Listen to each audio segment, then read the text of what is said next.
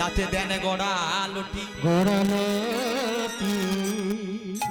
তাহলে ওখানের মধ্যে কে থাকে? 33 কোটি দেবদেবী গোড়া লুটি। তাহলে ওই যে সন্ধ্যা দেয়া হয় মা, এটা সঠিক সময় কোন সময়? 6টা বেজে 24 আর 6টা বাজতে 24, এই 48 মিনিটের মধ্যে বাবা এই সময় হলো কাল সন্ধ্যা। এই সময় মহাদেব ষাঁড়ের পেটে চেপে ঘুরে বেড়ায় ত্রিশূল নিয়ে। 3টে ফলা মনে মনে চিন্তা করে যে সংসারে কে ভগবানের নাম করছে, কে সন্ধ্যা দিচ্ছে তুলসী তলায়, কে দুটি বাহু তুলে একবার নিতাই গৌর হরি বল বলে ডাকছে। হরি বল হরি বল হরি বল। যারা ভগবানের পুজো আজা করে, সন্ধ্যা নাম করে, সন্ধ্যা দেয়, তাদের কোনো ক্ষতি হয় না মা। কিন্তু যারা আন কথায় মত্ত থাকে দেখবেন ওই 3টা ফলার মধ্যে একটা ফলা গিয়ে লাগে। এবার আপনারা বলবেন সন্ধ্যা কেন দিতে হয়? সন্ধ্যা দিলে কি হয়? সবাই জানেন যে ব্রহ্মাজির 10টা পুত্র ছিল, তার মধ্যে ছোট ছেলে যার নাম হলো কামদেবে মদন। ওই মদন একদিন পিতার কাছে বায়না ধরেছে, ও বাবা ও বাবা, তুমি তো অন্যান্য দিন আমার দাদাদেরকে অনেক কিছু দাও, তুমি আজকে আমায় কিছু দাও, আমাকে আজকে কিছু দাও যেটা নিয়ে আমি আনন্দ করব। এই বলে বাবা ব্রহ্মাজি কি দিল দেখুন। ব্রহ্মাজি ওই মদনের হাতে দিয়ে দিল মা একটা বান। মদন বলে উঠলো, বাবা তুমি আমায় বান দিলে কেন? এই বান নিয়ে কি আমি খেলা করব? আমি কি বাচ্চা ছেলে? ব্রহ্মা বলে উঠলো, মদন এই বান হলো কামরূপ বান, এই বান তুই যাকে মারবি সে কামের জ্বালায় জর্জরিত হয়ে যাবে। তো মদন এখন মনে মনে চিন্তা করছে, বাবা এখন তো সবই ভেজাল, তেলে ভেজাল, ডালে ভেজাল, নুনে ভেজাল, তাহলে বানটা আসল কি নকল আমায় একটু পরীক্ষা করে দেখতে হবে। এই বলে কি করলো, সামনে কাকে পেল? সামনে পেয়ে গেল তার পিতা, নিজ পিতা ব্রহ্মা। বলে, বাবা তোমায় আগে আমি পরীক্ষা করে দেখবো যে বানটা আসল কিনা। এই বলে ওই মদন নিজ পিতা ব্রহ্মাকে ছেড়েছে কামরূপ বান। যেই না বানটি ছেড়েছে, ওই বানের জ্বালা সহ্য করতে পারছে না চতুর্মুখ ব্রহ্মা, চতুরানন ব্রহ্মা।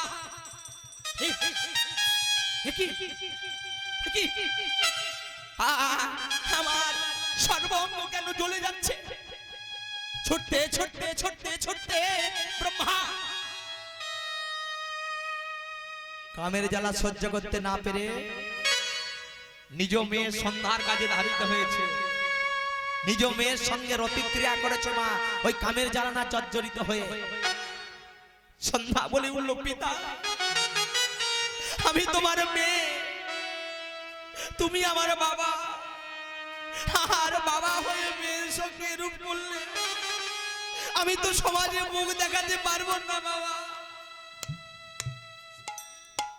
ব্রহ্মা বুঝতে পারলো আমি তো অন্যায় করেছি, আমি নিজ মেয়ের সঙ্গে রতিক্রিয়া করেছি। চারিদিকটা অন্ধকারে ঘনিয়ে এলো। ব্রহ্মা বলে উঠল, শোন সন্ধ্যা, আমি যে অন্যায় করেছি, তবে আমি একটা বিধান করব। এই বলে বাবা ব্রহ্মা কি করলো, তার একটি মাথা কেটে তৈরি করে দিল প্রদীপ। বলে উঠল, শোন মা, তোর কলঙ্ক কবে দূর হবে জানিস? এই প্রদীপ। আর জিহ্বা থেকে সৃষ্টি করে দিল প্রদীপের সলতা, খলি থেকে তৈরি করে দিল প্রদীপের তেল। তাই এবার ওই কখন তোর কলঙ্কটা দূর হবে না, যখন প্রত্যেকটা সতী নারী ওই সন্ধ্যা বেলা তুলসী তলায় নিতাই গৌর হরি বল বলে প্রেমানন্দে ভেসে যাবে।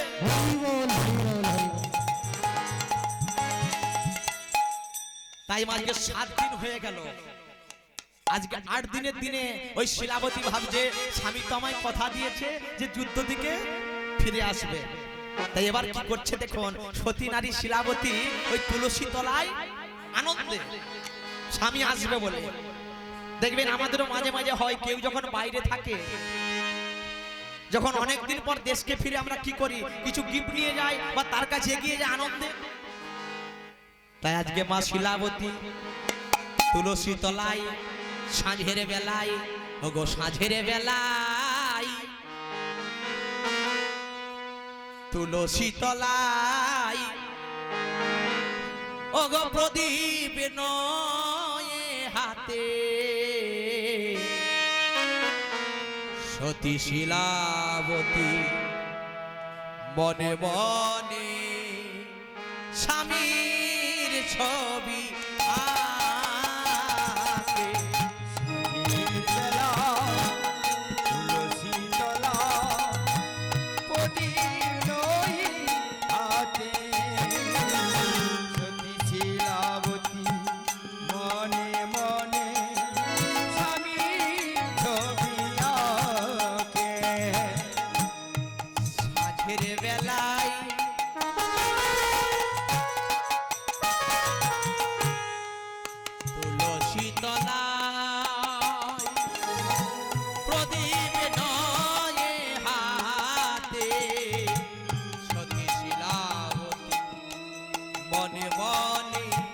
স্বামীর ছবি আঁকে। সাঁঝের বেলায় আর একটা উলুধ্বনি মায়েরা, উলুধ্বনি। প্রদীপ নয়ে হাতে সতী শিলাবতী মনে মনে স্বামীর ছবি আঁকে। আমার সতী শিলাবতী মনে মনে স্বামীর ছবি আঁকে। সতী শিলাবতী মনে মনে স্বামীর ছবি আঁকে। সতী শিলাবতী মনে মনে স্বামীর ছবি আঁকে। সতী শিলাবতী মনে মনে স্বামীর ছবি আঁকে। সতী শিলাবতী মনে মনে স্বামীর ছবি আঁকে। সতী শিলাবতী মনে মনে স্বামীর ছবি আঁকে। ওগো সতী শিলাবতী মনে মনে স্বামীর ছবি আঁকে। সতী শিলাবতী মনে মনে স্বামীর ছবি আঁকে। ওগো সাঁঝের বেলায় তুলসী তলায় প্রদীপ নয় হাতে সতী শিলাবতী মনে মনে স্বামীর ছবি আঁকে। সাঁঝের বেলায় তুলসী তলা প্রদীপ নয়ে হাতে সতী শিলাবতী মনে মনে স্বামীর ছবি আঁকে। সাঁঝের বেলায় তুলসী তলায় প্রদীপ নয় হাতে সতী শিলাবতী মনে মনে স্বামীর ছবি আঁকে। সাঁঝের বেলায় তুলসী তলায় প্রদীপ নয়ে হাতে সতী শিলাবতী মনে মনে স্বামীর ছবি আঁকে।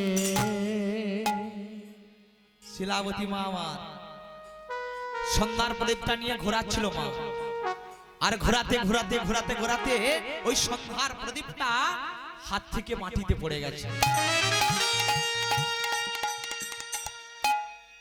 চমকে উঠল মা শিলাবতী, তাই তো আমি তো প্রত্যেকদিন ওই তুলসী তলায় সন্ধ্যা দিই, কিন্তু কোনোদিনও তো আমার ওই প্রদীপটা হাত থেকে মাটিতে পড়ে না। তাহলে কি আজকে কোনো আমি অমঙ্গল হয়েছে, আমার কোনো কি অমঙ্গল হয়েছে, কোনো কি আমি অন্যায় করেছি? এই কথা ভাবছে বাবা, আর ভাবতে ভাবতে একজন খবর দিচ্ছে, শিলাবতী শিলাবতী কে?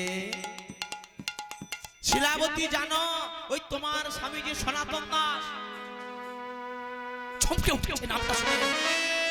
হ্যাঁ গো, আমার স্বামী সনাতন দাস আজকে তো আমায় কথা দিয়েছে যে 8 দিনের দিনে তোমার কাছে আমি চলে আসবো।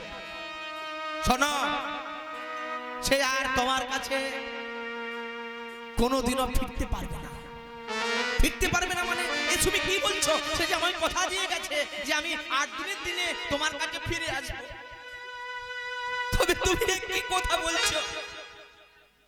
সে যে আমার হাতে বন্ধ করে বলে গেছে যে আমি যুদ্ধ করতে যাচ্ছি, 8 দিনের দিনে তোমার কাছে আমি ফিরে আসবো। তোমার স্বামী সনাতন দাস গয়া যুদ্ধ করতে গিয়ে মারা গেছে না।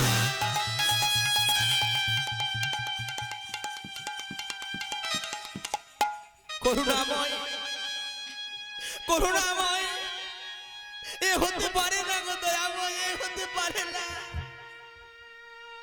দেখুন মা, ভগবান বলেছে যে করে আমার আশ করি তার আমি সব নাশ।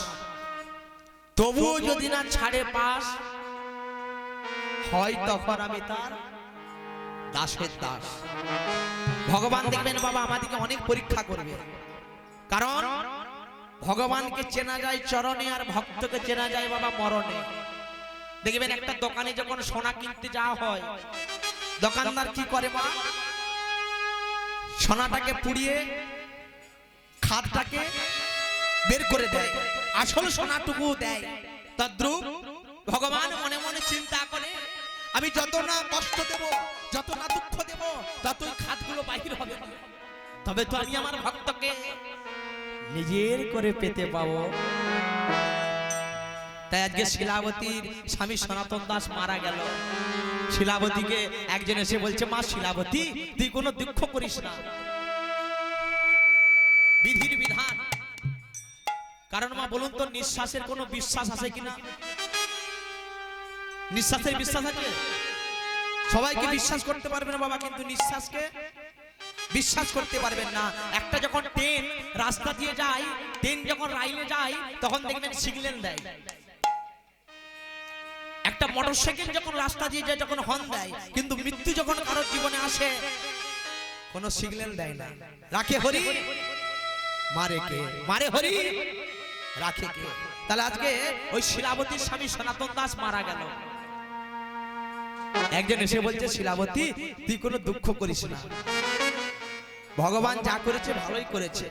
তুই এক কাজ কর, তুই কালকে চলে আয়, আমাদের পাশের গ্রামে ভাগবত পাঠ হবে। দুঃখ করিস না, ভাগবত পাঠ শোন, দেখবি মনটা কত আনন্দ পাবে। তাই শিলাবতী যেই না শুনেছে ভাগবত পাঠ, মনের দুঃখ মনে চেপে কোন রকম ভাবে রাত্রিটা পার করে এবার সকাল বেলায় বেরিয়েছে মা মনের আনন্দে। সবকিছু ভুলে গিয়ে গর্বে আছে সন্তান, মনের আনন্দে কৃষ্ণ কৃষ্ণ নাম গাইতে গাইতে, ভগবানের নাম গাইতে গাইতে শিলাবতী মা আমার চলেছে। ও গো ভজ শ্রী কৃষ্ণ, কহ শ্রী কৃষ্ণ, লহ শ্রী কৃষ্ণের নাম রে। সবাই মিলে শ্রী কৃষ্ণ, কহ শ্রী কৃষ্ণ, লহ শ্রী কৃষ্ণের নাম রে। ভজ শ্রী কৃষ্ণ, কহ শ্রী কৃষ্ণ, লহ শ্রী কৃষ্ণের নাম রে। ভজ শ্রী কৃষ্ণ, লহ শ্রী কৃষ্ণ, কহ শ্রী কৃষ্ণের নাম রে। ও গো যে জন শ্রী কৃষ্ণ ভজে, সে হয় আমার প্রাণ রে। যে জানো শ্রীকৃষ্ণ ভজে, সে হয় আমার প্রাণ রে। ও গো যে জন শ্রী কৃষ্ণ ভজে, সে হয় আমার প্রাণ রে। যে জানো শ্রীকৃষ্ণ ভজে, সে হয় আমার প্রাণ রে। ভজ শ্রী কৃষ্ণ, কহ শ্রী কৃষ্ণ, লহ শ্রী কৃষ্ণের নাম রে। ভজ শ্রী কৃষ্ণ, কহ শ্রী কৃষ্ণ, লহ শ্রী কৃষ্ণের নাম রে। ভজ শ্রী কৃষ্ণ, কহ শ্রী কৃষ্ণ, লহ শ্রী কৃষ্ণের নাম রে। ভজ শ্রীকৃষ্ণ, কহ শ্রীকৃষ্ণ, লহ শ্রীকৃষ্ণের নাম রে। ও গো যে জন শ্রী কৃষ্ণ ভজে, সে হয় আমার প্রাণ রে। এবার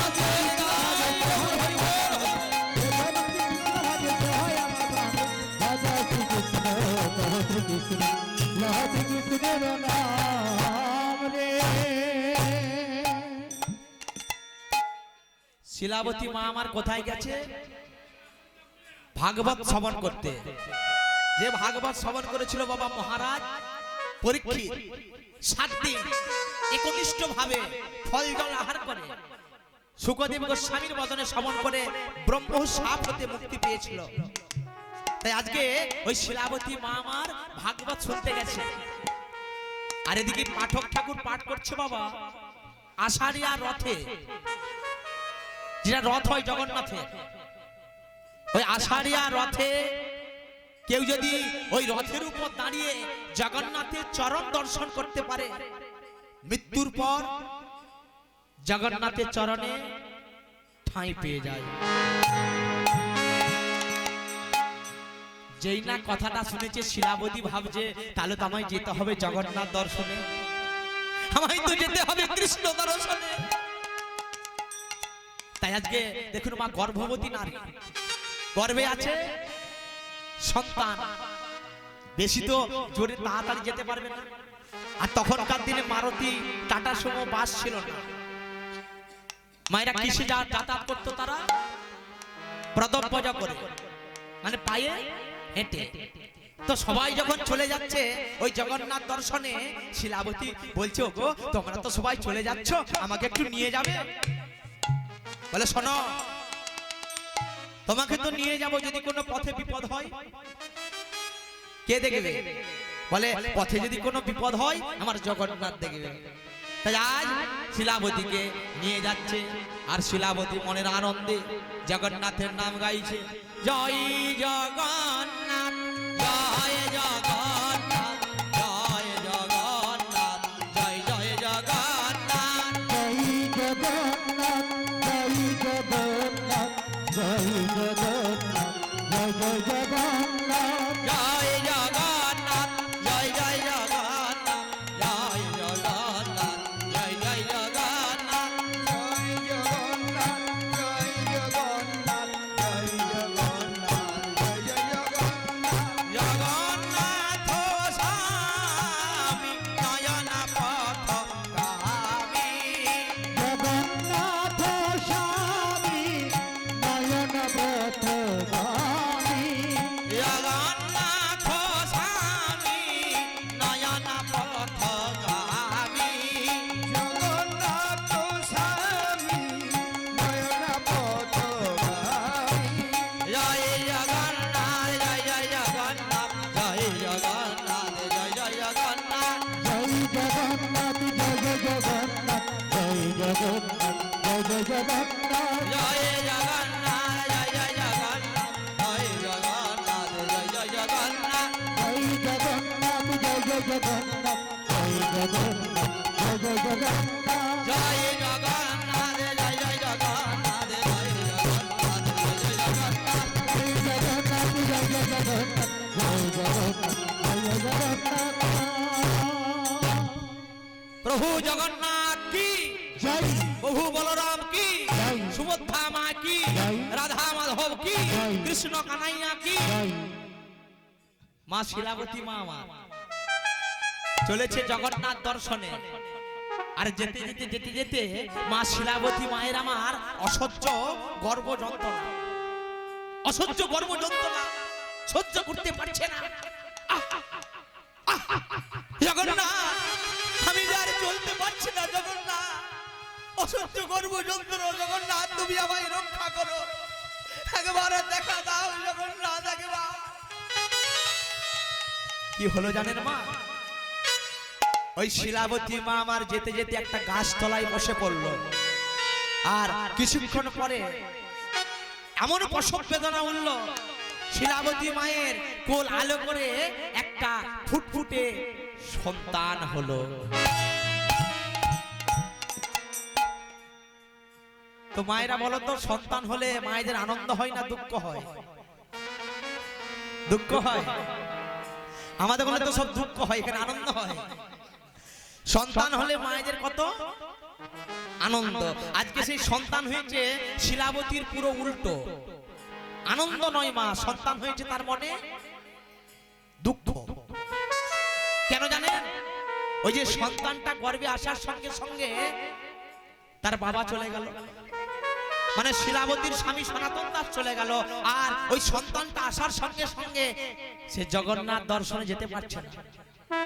এই জন্য ওই সন্তানটাকে নিয়ে বলছে, ওরে তোর জন্য আমি ভগবানের কাছে অনেক কেঁদেছিলাম,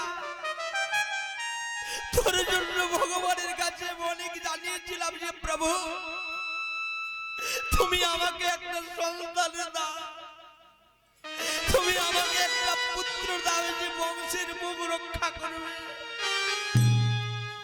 কারণ মায়েরা, একটা যদি কৃষ্ণ ভক্তের সন্তান হয় না, এক পুরুষ নয়, দু পুরুষ নয় বাবা, 14 পুরুষ উদ্ধার হয়ে যায়।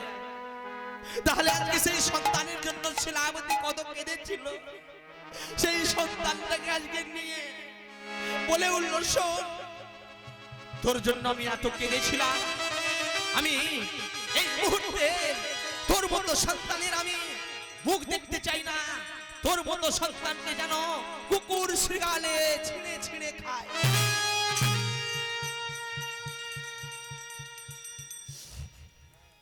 বলুন তো মা,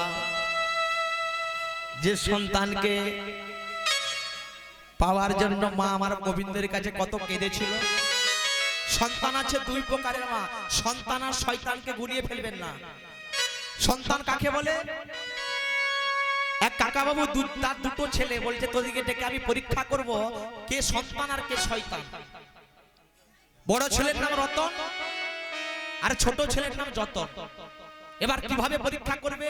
দুজনকে 10 টাকা করে বাবা 20 টাকা দিয়েছে, বলে এই 10 টাকার মধ্যে যে আগে ঘর ভরাতে পারবি সে হবে প্রকৃত সন্তান,